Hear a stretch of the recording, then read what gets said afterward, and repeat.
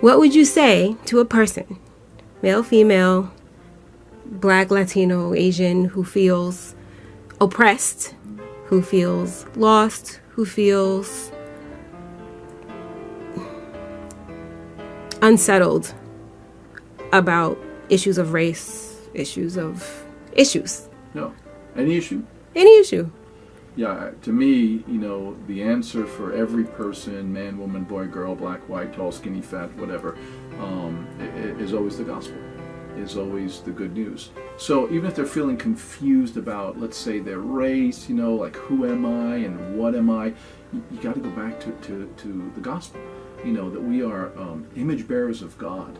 Right, we start with the creation that God made all people. That's what we go to. We go to, people are confused in this world. First off, because there's so much, false teaching in this world concerning who we are. Did we come from, slime? Are we coming from apes? Or, like who are we? It's the great question. What is man that thou art mindful of him, says the psalmist. But we need to understand, creation, that God has made us and that we have great worth before his eyes. Mankind, men and women alike, were the pinnacle of God's creative order. He said to them, rule over the earth, have dominion over it, the land, the sea, the fish, all of that stuff, the animals.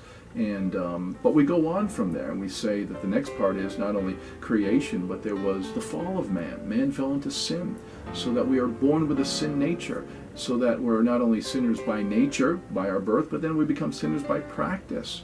And then we go on and say that while people are in that condition, of course, there's great confusion in their lives. They don't know God, they don't have meaning, they don't know why they exist. Why do we exist?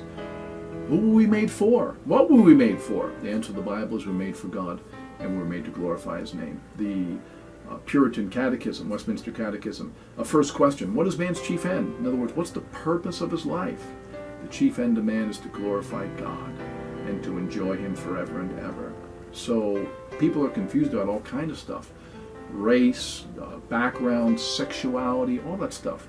Because they have God absent from their lives. But once we come to Christ, we come to see what life is all about. Matter of fact, the famous preacher of another generation, A.W. Tozer, said that everything is all wrong in our lives until Jesus makes it right. Everything's all wrong until Jesus makes it right. That's the bottom line. Jesus said, I'm the way, the truth, and the life. And if we want to know the way in life, and we want to know the truth of life, and we want to have real life, real meaning, we have to come to God through him. If not, it's a mess, it's confusion, it's disorder, and all of that stuff is what people are living in all the days of their lives apart from knowing Christ. He gives us meaning and purpose. He shows us that everything in life centers around the cross of Calvary. Answer why Jesus died and you have the meaning of life. He died for sinners that we might be reconciled to God. Find the answer to the cross and everyone will be satisfied without a doubt.